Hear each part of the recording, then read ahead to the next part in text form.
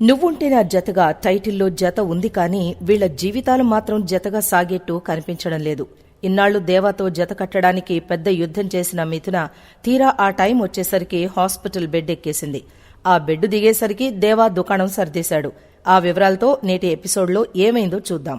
మెట్లు దిగొచ్చి మళ్లీ పైకి వెళ్లడానికి లిఫ్ట్ ఎక్కినట్టుగా నువ్వుంటే నా జతగా కథ మళ్లీ మొదటికొచ్చింది. ఇన్నాళ్లు మిథున పడిన కష్టం వృధా అయింది.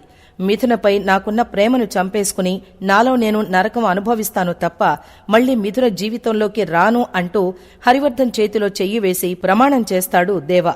అది విన్న ఆదిత్య తెగ సంతోషపడిపోతాడు. అనంతరం మిథున దగ్గరకు వెళ్లి కనీసం ఆమెను తాకను కూడా తాకకుండా కడసారి మిథునను కళ్లారా చూసుకుని అక్కడ్నుంచి వెళ్లిపోతాడు దేవా. కలలాగా నువ్వు కదిలావుగా, ఇకపై అలా మరి కానరావుగా అంటూ సాంగ్ వేసుకుని బాధపడుతూ మిథునను వదిలేసి వెళ్లిపోతాడు. అలా అతను వెళ్లాడో లేదో స్పృహలోకొస్తుంది మిథున. దేవాని పిలవండి, దేవాని పిలవండి అని కలవరిస్తూ ఉంటుంది. పరుగు పరుగున వెళ్లిన నర్స్ పేషెంట్కి స్పృహొచ్చింది, దేవాని చూడాలని అంటోంది అని అంటుంది. దాంతో హరివర్ధన్ మిథున దగ్గరికి వెళ్లి నీ నోటి నుంచి నాన్న అనే పిలుపు ఎప్పుడెప్పుడు వింటానా అని నా ప్రాణం అరచేతుల్లో పెట్టుకుని చూస్తున్నానమ్మా అనంటాడు ఆ పిచ్చి తండ్రి. అయితే మిథున మాత్రం దేవా దేవా అంటుంది. నాన్న అనే పిలుపుతో నా ప్రాణం కుదుటపడిందమ్మా అని ఓ పక్క హరివర్ధన్ కన్నీళ్లు పెట్టుకుంటూ ఉంటే చెప్పిన సోది చాలే అన్నట్టుగా దేవాని చూడాలి నాన్న, దేవాతో మాట్లాడాలి, ఒక్కసారి దేవాని పిలవండి అనంటుంది మిథున. నీకు ఇప్పుడే కదా స్పృహొచ్చింది, రెస్ట్ తీసుకో అనంటాడు హరివర్ధన్. తండ్రి చెప్పిన మాటను ఆమె ఎప్పుడు విన్నది కనుక నేను స్పృహలోకొచ్చానంటే దేవా సంతోషిస్తాడు నాన్న, దయచేసి పిలవండి అనంటుంది.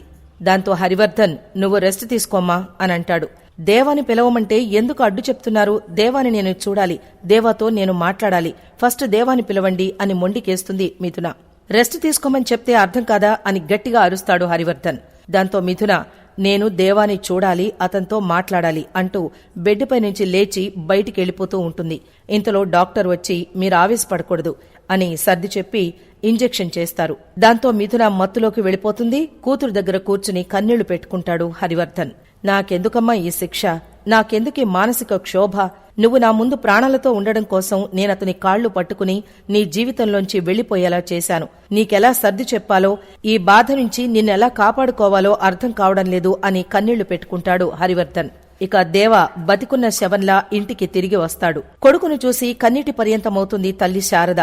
వచ్చి రాగానే మిథున ఎలా ఉంది, బతికిందా చచ్చిందా అని అడగడం మానేసి ఆ పార్వతీ పరమేశ్వరుల సాక్షిగా మిథున వచ్చాక నీ జీవితంలో మార్పొచ్చింది అంటూ కహాని స్టార్ట్ చేస్తుంది. ఇన్నాళ్లు నువ్వు ఎలా ఉండాలని నేను మీ నాన్న కోరుకున్నామో మిథున నిన్ను అలాగే మలిచింది. అలాంటి దేవత మనకెక్కడ దూరమవుతుందోనని, నీ జీవితంలో నుంచి వెళ్లిపోతుందేమోనని ఎంత ఏడ్చానో నాకే తెలుసురా. దేవుడి దయవల్ల అలాంటి పరిస్థితి రాలేదు. నువ్వు మిథున ఎప్పటికీ కలిసే ఉండాలరా, అదే నేను కోరుకునేది అని అంటుంది శారద. ఆ మాటతో దేవా తనలో తాను కుమిలిపోతాడు. హరివర్ధన్ తన కాళ్లు పట్టుకుని బ్రతిమలాడిన విషయాన్ని గుర్తు చేసుకుని కన్నీళ్లు పెట్టుకుంటాడు. ఇంతలో సత్యమూర్తి వచ్చి మిథునకెలా ఉంది దేవా అని అడుగుతాడు. మిథున మనింటికి ఎప్పుడొస్తుంది అని వదిన అడగడంతో సమాధానం చెప్పడు దేవా. ఏమడిగినా మాట్లాడవేంట్రా, ఏమైంది అని అడుగుతాడు సత్యమూర్తి. అయితే సూర్యకాంతం మాత్రం దేవా ఏడుపును హేళన చేస్తుంది. ఏదో జరిగింది అని నోటికొచ్చినట్టు మాట్లాడుతుంది. దాంతో శారద వచ్చి ఏమైంద్రా, ఎందుకలా ఉన్నావ్ అని అంటుంది. అయితే ఎంతమంది ఎన్ని విధాలుగా అడిగినా మాత్రం దేవ నోరు విప్పడు. మౌనంగా అక్కడి నుంచి వెళ్లిపోతాడు. ఇక హాస్పిటల్ నుంచి డిశ్చార్జ్ అయి హరివర్ధన్ ఇంటికి వెళుతుంది మిథున. లోపలికి వెళ్లకుండా నా దేవా ఎక్కడా అంటూ మళ్లీ మొదలు పెడుతుంది. ముందు లోపలికి పద అని హరివర్ధన్ అంటే హాస్పిటల్లో అడిగినా మాట దాటవేశారు. ఇప్పుడు ఇంటికి తీసుకొచ్చా కూడా అదే అంటున్నారు. ఏమైందో చెప్పండి అని అంటుంది మిథున. దేవా నన్ను ఇలాంటి పరిస్థితుల్లో వదిలేసి వెళ్లాడు కదా, ఎక్కడికి వెళ్లాడు, దేవా ఏమయ్యాడు అని అడుగుతుంది. నువ్వు కోలుకునే వరకు జాగ్రత్తగా ఉండాలమ్మా, అవన్నీ తర్వాత మాట్లాడుకుందాం అంటూ కూతురికి హారతి పట్టి ఇది నీకు మాత్రమే కాదు మాకు కూడా పునర్జన్మ. ఈ రోజుతో నీకు పట్టిన గ్రహణం వదిలిపోయింది, ఇక నీ జీవితం ప్రశాంతంగా ఉంటుంది అనంటాడు హరివర్ధన్. మరి దేవా అంటూ అతనికి ఫోన్ చేస్తుంది మిథున. అయితే దేవా ఫోన్ ఎత్తి మిథునతో మాట్లాడాలని ఉన్నా మాట్లాడకుండా ఆగిపోతాడు.